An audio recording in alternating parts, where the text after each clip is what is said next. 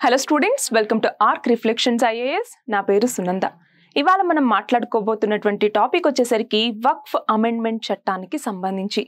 So అసలు వక్ఫ్ అంటే ఏంటి, వక్ఫ్ అమెండ్మెంట్ చట్టాన్ని ఎందుకు తీసుకొచ్చారు, అసలు వక్ఫ్ చట్టం అన్నటువంటిది ఎప్పటి నుంచి అమల్లోకి వచ్చింది, ఎందుకు అమెండ్మెంట్ని తీసుకురావాలి, ఇప్పుడు ముస్లిం వర్గాలు ఈ అమెండ్మెంట్ యాక్ట్ ఏదైతే ఉందో దీన్ని వ్యతిరేకిస్తున్నాయి, మరి ఎందుకు, రీజన్స్ ఏంటి అన్నటువంటి చూద్దాం. దీన్ని వ్యతిరేకిస్తూ ఈ అమెండ్మెంట్ యాక్ట్ని పూర్తిగా కొట్టేయండి అన్నట్టుగా సుప్రీంకోర్టుకి వెళ్ళాయి. మరి సుప్రీంకోర్టు ఏం చెప్పింది ఈ యొక్క కేసులో అన్నటువంటిది కూడా మనం ఇవాళ తెలుసుకుందాం. సో ఫస్ట్ ఆఫ్ ఆల్ ఇందాక అన్నట్టుగా మనకి వక్ఫ్ అమెండ్మెంట్ యాక్ట్ అనేసి 2025లో కేంద్ర ప్రభుత్వం తీసుకురావటం జరిగింది. మరి దీన్ని సవాలు చేస్తూ ముస్లిం వర్గాలు సుప్రీంకోర్టుకు వెళ్ళినప్పుడు సుప్రీంకోర్టు ఏమనింది, అవును ఇందులో ఉండేటటువంటి కొన్ని ప్రొవిజన్స్ ఏవైతే ఉన్నాయో ఇవి ప్రైమా ఫేసి ఆర్బిట్రరీగా ఉన్నాయి, సో వాటి వరకు నేను చూడగలను కానీ మొత్తం చట్టాన్ని నేను కొట్టేయలేను అన్నట్టుగా చెప్పటం జరిగింది. మరి ఈ కంటెక్స్ట్ లో అసలు వక్ఫ్ అంటే ఏంటి, వక్ఫ్ అనేది ఒక ముస్లిం పర్సన్ ఎవరైతే ఉన్నారో అతను రిలీజియస్ పర్పస్ కోసమో లేకపోతే చారిటబుల్ పర్పస్ కోసమో తన యొక్క ప్రాపర్టీని గనక గాడ్ కి అప్పగిస్తే, అంటే ఇక్కడైతే వక్ఫ్ బోర్డు లాంటి వాటికి అప్పగిస్తే దాన్ని వక్ఫ్ అనేసి పిలుస్తాం. ఆ ప్రాపర్టీ ఏదైతే డొనేట్ చేస్తారో దాన్ని మనం వక్ఫ్ అనేసి పిలుస్తాం అనమాట. సో అయితే ఆ ప్రాపర్టీ మీద ఓనర్షిప్ అన్నటువంటిది కేవలం దేవుడికి మాత్రమే ఉంటుంది తప్ప వక్ఫ్ బోర్డుకి ఉండదు అనమాట. సో ఇది మనం గమనించాలి. ఒక్కసారి ఆ ప్రాపర్టీ వక్ఫ్ అనేసి కేటగరైజ్ చేయబడిందంటే అది మళ్ళీ తిరిగి ఆ పర్సన్కి అప్పగించటం అన్నటువంటిది అవ్వదు. అయితే ఈ నేపథ్యంలో ఫస్ట్ ఆఫ్ ఆల్ అసలు వక్ఫ్ చట్టాన్ని ఎప్పుడు తీసుకొచ్చారు, ఎప్పటి నుంచి అమల్లోకి వచ్చింది, ఇది ఎలా మనకు వచ్చింది అన్నటువంటి చూస్తే ఫస్ట్ ఆఫ్ ఆల్ 1913లో అంటే మనకి స్వాతంత్రం రాకముందు ముసల్మాన్ వక్ఫ్ వ్యాలిడేటింగ్ యాక్ట్ అన్నట్టుగా తీసుకురావటం జరిగింది 1913లో. దాని తర్వాత 1923లో మళ్ళీ ముసల్మాన్ వక్ఫ్ యాక్ట్ అనేసి తీసుకొచ్చారనమాట. ఇవి అప్పట్లో చిన్న చిన్నగా ఇవి డెవలప్మెంట్ అన్నటువంటిది చెందుతూ వస్తూ ఉన్నాయి. తర్వాత ముసల్మాన్ వక్ఫ్ వ్యాలిడేటింగ్ యాక్ట్ అనేసి 1930లో తీసుకొచ్చారు. ఆ తర్వాత మనకి స్వాతంత్రం వచ్చాక వక్ఫ్ యాక్ట్ అనేసి 1954లో తీసుకురావటం జరిగింది, 1954లో. మరి దాని తర్వాత 1959 నుంచి 84 మధ్య కొన్ని అమెండ్మెంట్స్ అన్నటువంటివి చేశారనమాట. సో ఈ వక్ఫ్ ప్రాపర్టీస్ ఏవైతే ఉన్నాయో వాటికి అకౌంటబిలిటీ అన్నటువంటిది ఉండాలి, వాటి అడ్మినిస్ట్రేషన్ సరిగ్గా జరగాలి, వీటన్నింటి రీజన్స్తో. అయితే తర్వాత 1995లో వక్ఫ్ యాక్ట్ అనేసి తీసుకొచ్చి వక్ఫ్ కౌన్సిల్ ఏదైతే ఉంటుందో దానికి ఉండేటటువంటి పవర్స్ ఏంటి, అలాగే అవి చేయాల్సినటువంటి ఫంక్షన్స్ ఏంటి, ఏవైనా గొడవలు వస్తే ట్రిబ్యునల్స్ అన్నటువంటివి ఎలా ఏర్పాటు చేయాలి, వీటన్నింటికి సంబంధించి ఒక డిఫైన్డ్ చట్టం 1995లో తీసుకొచ్చారనమాట. సో ఒకసారి ఇక్కడ చూడండి, 1954లో మొదటగా వక్ఫ్ యాక్ట్ గురించి తీసుకొచ్చారనమాట ఇండిపెండెన్స్ తర్వాత. సో ఆ టైంలో ఈ వక్ఫ్ భూములు ఏవైతే ఉంటాయో వాటిని రెగ్యులేట్ చేయటం, సో వాటిని ఒక ప్రాసెస్లో తీసుకెళ్ళటానికి దానికి మరింత డెవలప్మెంట్ని తీసుకొచ్చి ఒక రెస్పాన్సిబుల్గా ఉండాలి అని చెప్పినటువంటి చట్టం ఏంటి, వక్ఫ్ యాక్ట్ 1995. సో దీనికి సవరణలు అన్నటువంటివి చేయటం జరిగింది. ఎప్పుడు రీసెంట్గా 2025లో వక్ఫ్ అమెండ్మెంట్ యాక్ట్ అన్నటువంటి తీసుకొచ్చారు. అయితే ఈ చట్టంలో ఉండేటటువంటి కొన్ని ప్రొవిజన్స్ అన్నటువంటివి తెలియాలి. First of all Waqf act యొక్క పేరుని చేంజ్ చేశారనమాట. ఎలాగా, unified management empowerment efficiency and development లేదా ఉమీద్ యాక్ట్ అన్నట్టుగా పేరు మార్చడం జరిగింది. నేను చాలా కొన్ని ప్రొవిజన్స్ మాత్రమే ఇక్కడ పెట్టానండి, డీటెయిల్గా ఇక్కడ నేను ఎక్స్ప్లెయిన్ చేయట్లేదు, ఇంకో వీడియోలో చూద్దాం. బట్ మనకి వక్ఫ్ యాక్ట్ గురించి మనం ఆల్రెడీ ఈ పాటికి చాలాసార్లు చదివే ఉండాలి, ఎందుకంటే ఇది చాలా ఇంపార్టెంట్ టాపిక్ కాబట్టి. సో మేజర్గా ఏంటి అంటే కొన్ని చేంజెస్ని తీసుకొచ్చారు, వాటి గురించి మాట్లాడుకుందాం. సో రెండవది నాన్ ముస్లిం మెంబర్స్ని వక్ఫ్ బోర్డులోకి ఇంక్లూడ్ చేయటం అన్నటువంటిది ఈ అమెండ్మెంట్ చట్టంలో చేశారనమాట. అలాగే మూడవది సెక్షన్ 40ని రిమూవ్ చేశారు. ఏంటి సెక్షన్ 40 అన్నటువంటిది ఏం చెప్తుంది అంటే చూడండి, వక్ఫ్ బోర్డు ఏదైతే ఉంటుందో ఈ వక్ఫ్ బోర్డుకి ఇక్కడ ఏ ప్రాపర్టీ అయినా కూడా వక్ఫ్ ల్యాండ్ అని చెప్పేటటువంటి అని డెసిగ్నేట్ చేసేటటువంటి అథారిటీ ఉండేది ఈ సెక్షన్ 40 కింద. దాన్ని ఇప్పుడు రిమూవ్ చేశారనమాట. అంటే ఏ ప్రాపర్టీనైనా నువ్వు ఎలా కాన్ఫిస్కేట్ చేసుకోగలవు. ఫర్ ఎగ్జాంపుల్ ఇది ఎందుకు ఇంక్లూడ్ చేశారు అన్నటువంటి చెప్తాను. తమిళనాడు యొక్క వక్ఫ్ బోర్డు, ఇప్పుడు మన భారతదేశంలో దాదాపు 30 వరకు వక్ఫ్ బోర్డ్స్ ఉన్నాయి. అయితే తమిళనాడులోని ఒక వక్ఫ్ బోర్డు ఏం చేసిందంటే ఒక గ్రామం మొత్తాన్ని కూడా ఇది వక్ఫ్ అన్నట్టుగా, అంటే వక్ఫ్ భూములు ఇవి అన్నట్టుగా తేల్చి చెప్పిందనమాట. సో అలా ఎలా ఒక గ్రామాన్ని మొత్తాన్ని నువ్వు వక్ఫ్ భూములని చెప్పగలవు అన్నటువంటిది అప్పుడు ఒక కాంట్రవర్సీ అయింది.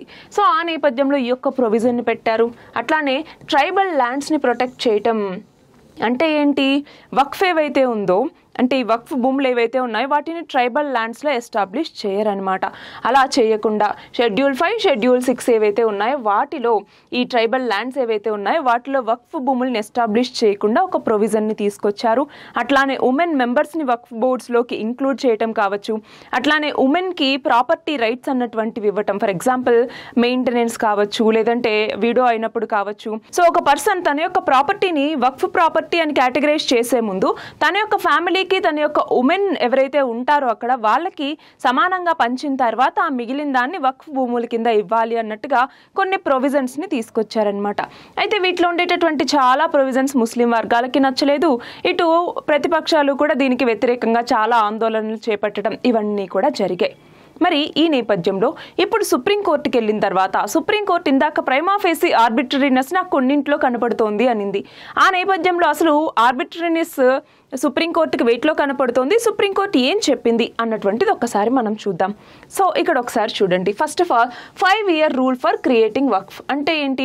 ఒక భూమిని వక్ఫ్ అనేసి చెప్పాలి అంటే ఆ రిలేటెడ్ పర్సన్ ఎవరైతే వక్ఫ్ అంటే ఫర్ ఎగ్జాంపుల్ ఒక ముస్లిం పర్సన్ ఉన్నారు, అతను ఇదిగో నేను ఒక వక్ఫ్ భూమి ఇది నేను వక్ఫ్కి ఇస్తున్నాను అన్నట్టుగా చెప్పాలి అంటే ఆ పర్సన్ కనీసం 5 సంవత్సరాలైనా ఇస్లాంని పాటించినటువంటి వ్యక్తి అయి ఉండాలి అనేసి అనమాట. సో దానికి సుప్రీంకోర్టు ఏమని చెప్పింది? ఇది చట్టంలో పెట్టారనమాట. దానికి సుప్రీంకోర్టు ఏమని చెప్పింది? ఈ రూల్ అన్నటువంటిది కరెక్ట్ కాదు. ఎందుకని? మనం మన యొక్క నమ్మకాన్ని తీసుకెళ్ళటానికి 5 సంవత్సరాలు నువ్వు ప్రాక్టీస్ చేసి ఉండాలి అనేసి ఎలా చెప్తావు? సో అలా చెప్పటం అన్నటువంటిది కరెక్ట్ కాదు అన్నట్టుగా ఈ ప్రొవిజన్ మీద స్టే ఇవ్వటం జరిగింది. అంతేకాదు గవర్నమెంట్స్ ఏవైతే ఉంటాయో అవి దీనికి సంబంధించి ప్రాపర్ రూల్స్ అండ్ రెగ్యులేషన్స్ని ఫ్రేమ్ చేయనివ్వండి, ఆ తర్వాతే ఇలా కేటగరైజ్ చేస్తారా లేదా అన్నటువంటి చూద్దాం అన్నట్టుగా ఈ ప్రొవిజన్ మీద స్టే ఇవ్వటం జరిగింది. రెండవ విషయం వచ్చేటప్పటికి చూడండి, non Muslim participation in Waqf boards అంటే ఏంటి? ఇప్పుడు గవర్నమెంట్ ఈ యొక్క వక్ఫ్ అమెండ్మెంట్ యాక్ట్ని తీసుకొచ్చిన తర్వాత ఏమని చెప్పింది? వక్ఫ్ బోర్డ్స్ ఏవైతే ఉన్నాయో సెంట్రల్ లెవెల్ కానివ్వండి అలాగే స్టేట్ లెవెల్ కానివ్వండి వాళ్ళలో నాన్ ముస్లిమ్స్ని కూడా ఎక్కువ మందిని ఇంక్లూడ్ చేయాలి అన్నట్టుగా ప్రొవిజన్ తీసుకొచ్చింది. బట్ ఇక్కడ సుప్రీంకోర్టు ఏమని చెప్పింది? అలా చేయకూడదు, దీనికంటూ ఒక లిమిట్ అన్నటువంటిది ఉండాలి. ఎంత లిమిట్ ఉండాలి? For example central Waqf board అనుకోండి, దాంట్లోకి వచ్చేసరికి మొత్తం 22 మెంబర్స్ ఉంటారు. అయితే ఆ 22 మెంబర్స్లో కేవలం 4 మంది మాత్రమే నాన్ ముస్లిమ్స్ ఉండాలి మ్యాక్సిమం అన్నట్టుగా ఒక క్యాప్ని విధించడం జరిగింది, ఒక లిమిట్ని పెట్టిందనమాట. అదే స్టేట్ వక్ఫ్ బోర్డ్స్ అనుకోండి, స్టేట్ వక్ఫ్ బోర్డ్స్లో 11 మంది ఉంటారు. సో వాళ్ళలో మ్యాక్సిమం ఎంతమంది నాన్ ముస్లిమ్స్ ఉండొచ్చు అంటే 3 నాన్ ముస్లిమ్స్ ఉండొచ్చు అన్నట్టుగా చెప్పింది. అలాగే వక్ఫ్ బోర్డ్స్కి ఉండేటటువంటి సిఇఓస్ ఎవరైతే ఉంటారో వాళ్ళు కూడా ప్రిఫరబ్లీ ముస్లిమ్స్ ఉండేలాగా చూసుకోండి అన్నట్టుగా సుప్రీంకోర్టు చెప్పడం జరిగిందనమాట. నెక్స్ట్ వచ్చేసరికి వక్ఫ్ బై యూజర్ ప్రొవిజన్ అంటే ఏంటి?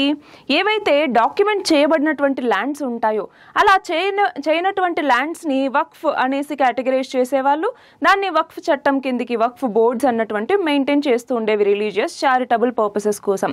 అయితే ఆ ప్రొవిజన్ని ఈ యొక్క అమెండ్మెంట్ చట్టంలో తీసేశారనమాట. అయితే సుప్రీంకోర్టు గవర్నమెంట్ ఇలా డిలేట్ చేయటాన్ని అప్హెల్డ్ చేయటం జరిగింది. ఎందుకని?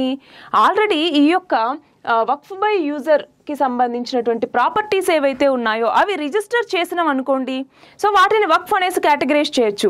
కానీ అన్రిజిస్టర్డ్ వాటిని కూడా వక్ఫ్ అనేసి చెప్పటం అన్నటువంటిది కరెక్ట్ కాదు అన్నట్టుగా సుప్రీంకోర్టు ఈ యొక్క చట్టంలో ఉన్నటువంటి ప్రొవిజన్ని అప్హెల్డ్ చేసిందనమాట ఇక్కడ. అట్లానే ఇంకొకటి మనం చూస్తే ప్రాపర్టీ టైటిల్ అలాగే గవర్నమెంట్ రోల్ అనమాట.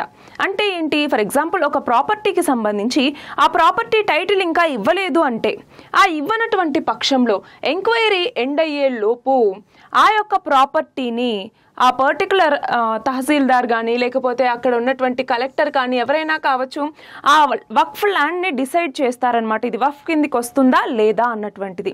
సో దీనికి సంబంధించి సుప్రీంకోర్టు దీన్ని కొట్టివేయటం జరిగింది.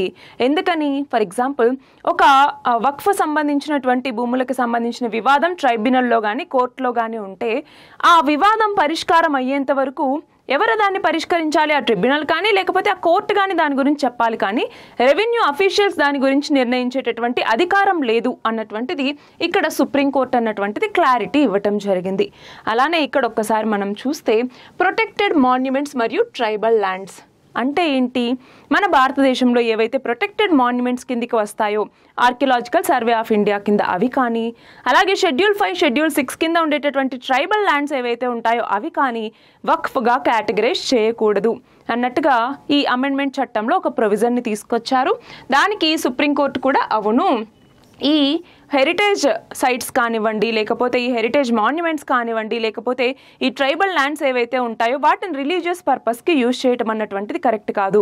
కానీ ఆల్రెడీ ఉండేటటువంటి హెరిటేజ్ మాన్యుమెంట్స్ ఏవైతే రిలీజియస్ పర్పస్కి ఉన్నాయో వాటిలో వాళ్ళు ప్రాక్టీస్ చేసుకోవటం లాంటివి చేయొచ్చు, బట్ ఇవి మావే అన్నట్టుగా క్లెయిమ్ చేసుకోకూడదు అన్నట్టుగా సుప్రీంకోర్టు చెప్పిందనమాట.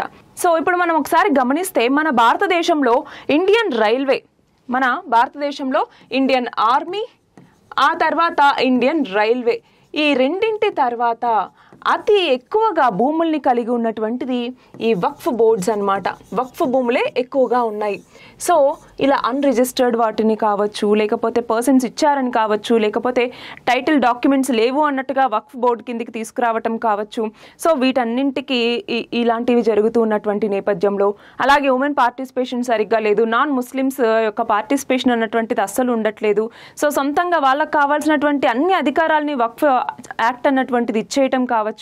సో ఇలాంటివన్నీ జరుగుతున్నటువంటి నేపథ్యంలో లేదు జస్టిస్ చేయాలి అన్నటువంటి ఉద్దేశంతో కేంద్ర ప్రభుత్వం దీన్ని తీసుకొచ్చింది. బట్ దీంట్లో చాలా ఆర్బిట్రరీ ప్రొవిజన్స్ అనేటటువంటివి ఉన్నాయి. దాని మీదే సుప్రీంకోర్టుకి వెళ్తే కొన్నింటి మీద స్టే ఇచ్చింది, కొన్నింటిని స్ట్రక్ డౌన్ కొట్టివేయటం జరిగింది. సో కొన్నింటి గురించి మళ్ళీ నెక్స్ట్ వచ్చేటటువంటి తీర్పులో చెప్పబోతోందన్నమాట. సో ఏమవుతుంది ఏంటి అన్నటువంటిది మళ్ళీ చూద్దాం. All the very best and thank you very much.